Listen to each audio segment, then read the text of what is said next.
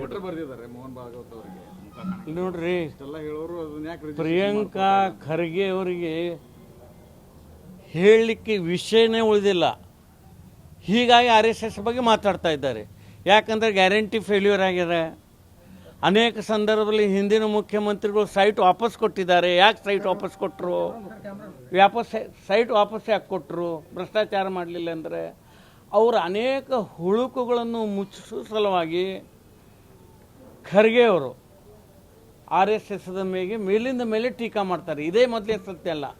ಇನ್ನು ಮುಂದೆ ಅವರ ಯಾವ ಮಾತುಗಳಿಗೂ ರಿಸ್ಪಾನ್ಸ್ ಮಾಡಬಾರ್ದು ಅನ್ನತಕ್ಕಂಥ ನಿರ್ಣಯ ಮಾಡಬೇಕಾಗಿದೆ. ಅವ್ರು ಹೇಳೋದಕ್ಕೆ ಅವ್ರಿಗೆ ಗೊತ್ತಿರಲಾರ್ದ ವಿಷಯ ಮಾತಾಡಕತ್ತಾರೆ. RSSದ ಬಗ್ಗೆ ನೀವು ಮಾತಾಡಬೇಕಂದ್ರೆ RSSದ ABC ಯಾರೋ ಗೊತ್ತಿರಬೇಕು. RSS ಅಂದರೆ ಏನು? RSS ದೇಶದಲ್ಲಿ ಎಂಥ ಪರಿಸ್ಥಿತಿಯಲ್ಲಿ ಸ್ವಯಂ ಸೇವಕರು ಈ ದೇಶದ ಜನರಿಗಾಗಿ ಕೆಲಸ ಮಾಡಿದ್ದಾರೆ. ಇರ್ಬೋದು, ಆಕ್ಸಿಡೆಂಟ್ ಇರ್ಬೋದು, ಅನೇಕ ಸಂದರ್ಭಗಳಲ್ಲಿ. ಮತ್ತು RSS ಏನು ಕದ್ದು ಮುಚ್ಚಿ ಎಲ್ಲರ ಬಾಗಿಲ ಹಾಕ್ಕೊಂಡು ಮೀಟಿಂಗ್ ಮಾಡ್ತೀವೇನೋ? RSS ಬಹಿರಂಗವಾಗಿ ಬಯಲಲ್ಲಿ ಎಲ್ಲರೂ ಬರ್ತಾರಾಗ. ಈಗಿದ್ದಂಥ ಕಾಂಗ್ರೆಸ್ನವರಲ್ಲಿ ಅರ್ಧಕ್ಕಿಂತಲೂ ಹೆಚ್ಚು ಜನ RSS ಶಾಖೆಗೆ ಹೋಗಿ ಬಂದವರೇ. DK ಶಿವಕುಮಾರ್ ಅವರು ಹೇಳಿದ್ರಲ್ಲ, ಇದರಲ್ಲಿ ಹೇಳಿದ್ರಲ್ಲ ವಿಧಾನಸಭೆಯಲ್ಲಿ, ನಮಸ್ತೆ ಸದಾ ವಸ್ತಲೆ ಮಾತೃಭೂಮಿ ತವಾ ಹಿಂದೂ ಭೂಮಿ ಸುಖಂ ವರ್ಧಿತು. ಇದು ಹೆಂಗೆ ನೆನಪಾತು? RSS ಶಾಖಕ್ಕೆ ಹೋಗಿದ್ದರು. ಈ ದೇಶದಲ್ಲಿ ಇದ್ದವ್ರು ಯಾಕಂದರೆ ಇದು ಒಂದು ರಾಷ್ಟ್ರಭಕ್ತ ಸಂಸ್ಥೆ ಮತ್ತು ಹಿಂದೂ ಪರವಾಗಿರ್ತಕ್ಕಂಥದ್ದು. ಇದರಲ್ಲಿ ಮುಚ್ಚು ಮರಿ ಏನೂ ಇಲ್ಲ.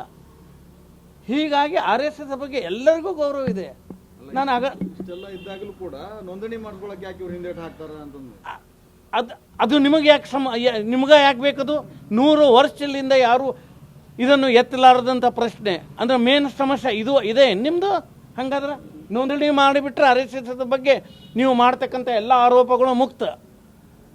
ಈ ರೀತಿ ಸಂಕುಚಿತ ಭಾವನೆ ಮಾಡಬೇಡ್ರಿ. ನಾನು ಆಗಾಳೆ ಪ್ರೆಸ್ ಮೀಟ್ನಲ್ಲಿ ಅದೇ ಹೇಳಿದೆ. ನನಗೂ ಗೊತ್ತಿದ್ದಿದ್ದಿಲ್ಲ. ಕಪಿಲ್ ಸಿಬಾಲ್ ಅವರು ಇಂಟರ್ವ್ಯೂ ತಗೋತಾರೆ ಮಲ್ಲಿಕಾರ್ಜುನ್ ಖರ್ಗೆ ಅವ್ರದ್ದು 3 ದಿವಸದಿಂದ. ತಮಗೂ ಸಿಗ್ಬೋದು. ಅದರಾಗ ತಮ್ಮ ಜೀವನದ ಸ್ಟಾರ್ಟಿಂಗ್ಲಿಂದ ಇವತ್ತು ಅವರು ಏನು LOP ವಿರೋಧ ಪಕ್ಷದ ನಾಯಕರಾಗಿದ್ದಾರೆ ಮತ್ತು ಪಕ್ಷದ ಅಧ್ಯಕ್ಷರಾಗಿದ್ದಾರೆ. ಎಲ್ಲ ಹೇಳಿದರು. ಅವ್ರು ಹೇಳ್ತಾರೆ, ನಮಗೆ ಶಾಲೆಯಾಗ ಯಾರು ತಗೋತಿದ್ದಿಲ್ಲ, ನನಗೆ ಶಿಕ್ಷಣ RSSದ ಶಿಕ್ಷಕರು ಕೊಟ್ಟರು ಅಂತ. ದಯವಿಟ್ಟು ಪ್ರಿಯಾಂಕಾ ಗಾಂಧಿ ಅವರೇ, ಸ್ವಲ್ಪ ನಿಮ್ಮ ತಂದೆಯವ್ರದ ಇಂಟೋರ ಓದ್ರಿ. ಹಂಗಿತ್ತಂದ್ರೆ ಕಾಂಗ್ರೆಸ್ದ ಜನ BJP ಶಾಖೆಗಳಿಗೆ ಯಾಕೆ ಬರ್ತಿದ್ರು? ಪ್ರಣವ್ ಮುಖರ್ಜಿ ರಾಷ್ಟ್ರಪತಿ ಆದಂಥವ್ರು ಕಾಂಗ್ರೆಸ್ ಶಾಖಕ್ಕೆ ಬಂದರು. ಮಹಾತ್ಮ ಗಾಂಧೀಜಿಯವರು ಕಾಂಗ್ರೆಸ್ ಶಾಖಕ್ಕೆ ಬಂದರು. ಅವ್ರು ಯಾರೂ ಕೇಳಲಿಲ್ಲ ಲೆಕ್ಕ. ಅಂಬೇಡ್ಕರ್ ಅವರು ಕೇಳಲಿಲ್ಲ, ನೀವು ರಿಜಿಸ್ಟರ್ ಮಾಡ್ಕೊಂಡಿರಿ ಅಂತ. ಅಂಬೇಡ್ಕರ್ ಅವರು ಕೇಳಲಿಲ್ಲ. ಪ್ರಣವ್ ಮುಖರ್ಜಿ ಅವರು ಕೇಳಲಿಲ್ಲ, ರಾಷ್ಟ್ರಪತಿ ಇದ್ದವರು ರಿಜಿಸ್ಟರ್ ಮಾಡ್ಕೊಂಡಿರಿ ಏನಂತ. ಯಾರೂ ಕೇಳಲಾರ ಪ್ರಶ್ನೆ ನಿಮಗೆ ಯಾಕೆ ಬೇಕಿದು? ನಿಮ್ಮ ಆಡಳಿತ ನೋಡ್ಕೊರಿ, ಎಲ್ಲಿಗೆ ಬಂದು ನಿಂತೀರಿ ನೀವು? ಇರುವುದು ಒಂದೇ ಕರ್ನಾಟಕದಾಗದೀವಿ, ಇನ್ನೂ ಎಲ್ಲೋ 1-2 ಸಣ್ಣ ರಾಜ್ಯದಾಗದೀರಿ. ಮುಳುಗ್ತಕ್ಕಂಥ ಹಡಗಾಗಿದೆ ಕಾಂಗ್ರೆಸ್ಸು. ನಿಮ್ಮ ಪರಿಸ್ಥಿತಿ ನೋಡ್ಕೊರಿ. ನೀವು RSS ಬಗ್ಗೆ ಮಾತಾಡೋಷ್ಟು ದೊಡ್ಡವರಲ್ಲ ಪ್ರಿಯಾಂಕಾ ಅವರೇ, ನೀವು ಅಷ್ಟು ದೊಡ್ಡವರಲ್ಲ. ಯಾವುದೇ ಕಾರಣಕ್ಕೂ RSS ನೋಂದಣಿ ಮಾಡುವಂತ ಕೆಲಸ ಮಾಡೋದಿಲ್ಲ ಅನ್ನಂಗೆ ಆಗ್ತಾರೆ ಪ್ರಿಯಾಂಕರ್ಗೆ. ಅದಕ್ಕೆ ಉತ್ತರ ನಮ್ಮ ಸರಸಂಘ ಚಾಲಕರಾದಂಥ ಮೋಹನ್ ಜಿ ಭಾಗವತ್ ಅವರು ಹೇಳಿದ್ದಾರೆ, ಅವಶ್ಯಕತೆ ಇಲ್ಲ ಅಂತ. ಯಾರಿಗೂ ಕೇಳಲಾರದ ಪ್ರಶ್ನೆ ಇದು. ಇನ್ನು ಅಂಬೇಡ್ಕರ್ ಅವರು ಕೇಳಿದ್ರ ಇದು ರಿಜಿಸ್ಟರ್ ಇಲ್ಲ, ನಾನು ಬರಂಗಿಲ್ಲ ಅಂತ. ಯಾರು ನಮ್ಮ ಮಹಾತ್ಮ ಗಾಂಧೀಜಿಯವರು ಕೇಳಿದ್ರ ಇದು RSS ರಿಜಿಸ್ಟರ್ ಇಲ್ಲ, ನಾನು RSS ಶಾಖೆಗೆ ಬರೋದಿಲ್ಲ ಅಂತ. ಪ್ರಣವ್ ಮುಖರ್ಜಿ ಅವರು ಕೇಳಿದ ರಾಷ್ಟ್ರಪತಿ. ಅರೆ, ಈ ದೇಶನೇ ರಾಷ್ಟ್ರೀಯ ಸ್ವಯಂ ಸೇವಕ ಸಂಘದ ಕಾರ್ಯಕರ್ತರು ಆಡಳಿತ ಮಾಡ್ತಾ ಇದ್ದಾರೆ. ಈ ದೇಶದ ಪ್ರಧಾನಮಂತ್ರಿ RSS, ಗೃಹ ಮಂತ್ರಿ RSS. ದೇಶದಲ್ಲಿ ಇವತ್ತು ಎಲ್ಲಕ್ಕಿಂತಲೂ ಹೆಚ್ಚು MLAಗಳು 2380 MLAಗಳು BJP, ಅವರು ಎಲ್ಲರೂ RSS. ನೀವೇನು ಹೇಳ್ತೀರಿ RSS ಬಗ್ಗೆ? ಮೋಹನ್ ಭಾಗವತ್ ಅವರು ಹೌದು ಅಲ್ರಿ, ನೀವು ನನಗೆ ಲೆಕ್ಕ ಕೊಡಬೇಕಂದ್ರೆ ನೀವು ಸ್ವಲ್ಪ ಏನಾರ ನನಗೆ ಕೊಟ್ಟಿರಬೇಕು. ನೀವು ಲೆಕ್ಕ ಕೇಳಬೇಕು, ನಾನು ಲೆಕ್ಕ ಕೊಡಬೇಕು. ನಿಮ್ಮ ಕಡೆಯಿಂದ ಒಂದು ಪೈಸಾ ತೊಗೊಂಡಿಲ್ಲ. ನಮಗೆ ಯಾವ ಲೆಕ್ಕ ಕೇಳ್ತೀರಿ? ನಿಮ್ಮ ಗ್ಯಾರಂಟಿ ಲೆಕ್ಕ ಕೊಡ್ರಿ. ನಿಮ್ಮ ಭ್ರಷ್ಟಾಚಾರ ಲೆಕ್ಕ ಕೊಡ್ರಿ. ವಾಲ್ಮೀಕಿ ಹಗರಣದಲ್ಲಿ ರೊಕ್ಕ ತಿಂದ್ರಿ, ನೀವೇ ಒಪ್ಕೊಂಡು ಬಿಟ್ರಿ. 180 ಕೋಟಿ ತಿಂದಿಲ್ಲ, 80 ಕೋಟಿ ತಿಂದೀವಿ ಅಂತ ವಿಧಾನಸೌಧದಲ್ಲಿ ಹೇಳ್ತಿರಲ್ರಿ, ನಾಚಿಕೆ ಆಗೋದಿಲ್ಲ ನಿಮ್ಗೆ? ಅದರ ಲೆಕ್ಕ ಕೊಡ್ರಿ ನೀವು. ವಾಲ್ಮೀಕಿ ಸಮುದಾಯದ SC/ST ಹಣ ಗ್ಯಾರಂಟಿಗೆ ಡೈವರ್ಟ್ ಮಾಡಿದ್ರಿ, ಅದ್ರ ಲೆಕ್ಕ ಕೊಡಿ. ಲೆಕ್ಕ ಕೊಡೋರು ನೀವು, ಲೆಕ್ಕ ಕೊಡೋರು ನಾವಲ್ಲ. ನಿಮ್ಮಿಂದ ಏನೂ ತೊಗೊಂಡಿಲ್ಲ ನಾವು ಲೆಕ್ಕ ಕೇಳಲಿಕ್ಕೆ. ಸರ್, ಈಗ ಖರ್ಗೆ ಅವರಿಗೆ ನೀವು ಒಂದು ಪತ್ರ ಬರೆದಿರಿ. ಹೌದು, ಏನಂತ ಬರೆದಿರಿ? ಅವ್ರಿಗೆ ಅದೇ ಬರ್ತೀನಿ, ಕೊಡ್ತೀನಿ ಒಂದು ಕಾಪಿ. ಯಾರ್ಯಾರೂ ಕೇಳಲಾರ್ದಂಥದ್ದು ಈ ವಿಚಾರ ನಿಮಗೆ ಯಾಕೆ ಬಂತು? ನಮ್ಮ ಮೇಲೆ ಅಪಾದನೆ ಮಾಡಿರಿ. ನಾವು ರೊಕ್ಕ ಕೊಟ್ಟದ್ದು ಅಪರಾಧ ಆಗಿದೆ, ಅಪಾದನೆ ಮಾಡಿರಿ. ಎಸ್, ಅದಕ್ಕೆ ಉತ್ತರ ಕೊಡ್ತೀವಿ. ಸುಮ್ಮನೆ ನೀವು ಹೇಳ್ತಾ ಇರೋದಕ್ಕೆ ಉತ್ತರ ಕೊಟ್ಟಿನ. ಅದು ಈಗ ಅನ್ಸಾಕತ್ತದ, ಬಹುಶಃ ನಾನು ಉತ್ತರ ಕೊಡಬಾರ್ದಾಗಿತ್ತು ಅಂತ ಅನ್ನಿಸ್ತಾಕತ್ತದ. ನಾನು ಉತ್ತರ ಕೊಡುವಷ್ಟು ದೊಡ್ಡವಲ್ಲ ಖರ್ಗೆ, ನಿಜವಾಗಿಯೂ.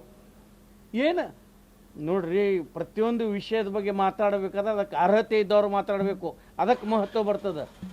ಏನೂ ಸಂಬಂಧ ಇಲ್ಲದವರು ಮಾತಾಡಿದ್ರೆ ಯಾರೂ ಮಾತಾಡಿಲ್ಲ. ಇವತ್ತೊಳಗೆ ಕಾಂಗ್ರೆಸ್ಸದ ಯಾವ ನಾಯಕರು ಮಾತಾಡಿಲ್ಲ. ಈಗ ಹೊಸದಾಗಿ ಆಗ್ಯಾರಲ್ಲ ಅವರು, ಪ್ರಸಾದ್, ಯಾವುದೋ ಪ್ರಸಾದ್, ಅವರು ಇವರು ಜೋಡಿ ಆಗೈತಿ, ಜೋಡಿ ಐತಿ. ಇಬ್ಬರು ಕೂಡಿ ನಾ ಹಿಂಗೆ ಮಾತಾಡ್ತೀನಿ, ನೀ ಹಿಂಗೆ ಮಾತಾಡು, ನಾನು ಬೈತೀನಿ, ಆಮೇಲೆ ನೀ ಒಂದು ದಿವ್ಸ ಬೈ.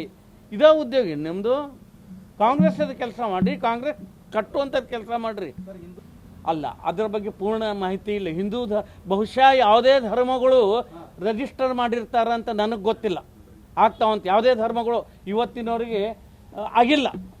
ಇನ್ನೊಂದು ಸ್ವಲ್ಪ ತಿಳ್ಕೊಂಡು ಗಟ್ಟಿಯಾಗಿ ಹೇಳ್ತೀನಿ, ಯಾವುದೇ ಧರ್ಮಗಳು ಆಗೋದಿಲ್ಲ ರೀ. ಟ್ರಸ್ಟ್ಗಳು ಆಗ್ತಾವೆ, ಸೊಸೈಟಿಗಳು ಆಗ್ತಾವೆ, ಸಂಘ ಸಂಸ್ಥೆಗಳು ರಿಜಿಸ್ಟರ್ ಆಗ್ತಾವೆ. ಧರ್ಮ ನೀವು ರಿಜಿಸ್ಟರ್ ಮಾಡೋಕೆ ಹೋಗ್ತೀರಿ? ಅದಕ್ಕಾಗಿ ಈ ಪ್ರಶ್ನೆನೇ ಹುಚ್ಚರ ಪ್ರಶ್ನೆ. ನೀವು 50 ವರ್ಷದ ಅಧಿಕಾರದಾಗಿದ್ದೀರಿ.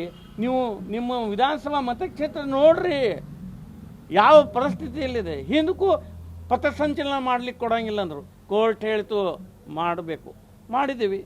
ಇದು ನಿಲ್ಲಿಸ್ಲಿಕ್ಕೆ ಸಾಧ್ಯ ಇಲ್ಲ ರೀ. ಪ್ರಭಾವದ ವಿರುದ್ಧ ಇಸ್ಲಿಕ್ಕೆ ಹೋಗಬೇಡ್ರಿ.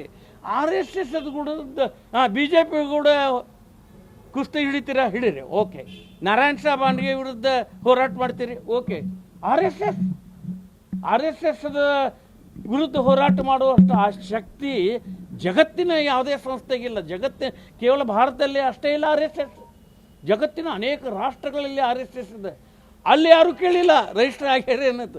ಇಲ್ಲಿ ಖರ್ಗೆ ಕೇಳ್ತಾರೆ ಅಲ್ರಿ. DJ ಹಳ್ಳಿ ಹುಬ್ಬಳ್ಳಿಯಲ್ಲಿ ಆದಂಥ ಗಲಭೆಗಳು ಆದಂಥ ನಿಮ್ಮದೇ ಪಕ್ಷದ ಶಾಸಕರ ಮನೆಯಾಗಿ ಹೊಕ್ಕು ಹೊಡೆದಾಗ ಅಂಥವ್ರ ವಿರುದ್ಧ ಇರ್ತಕ್ಕಂಥ ಕೇಸ್ಗಳು ಹಿಂಗೆ ತಗೋತಿರಲ್ರಿ ನೀವು ಅಂಥವ್ರು ಕೋಮುವಾದಿಗಳು. ನೀವು ಕೋಮುವಾದಿಗಳು, ನಾವು ಎಂದಿಗೂ ಕೋಮುವಾದಿ ಇಲ್ಲ.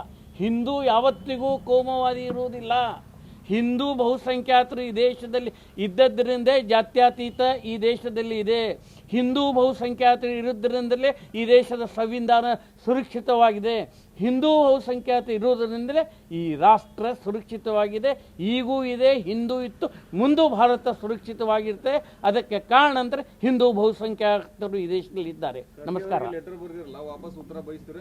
ಏನಿಲ್ಲ, ಬಯಸೋದಿಲ್ಲ.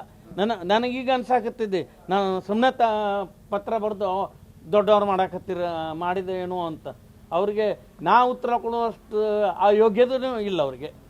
ನನಗೆ ಕೇಳಿ ಬಂದು ನಾ ಉತ್ತರ ಕೊಡ್ತೀನಿ. ಓಕೆ, ನಮಸ್ಕಾರ.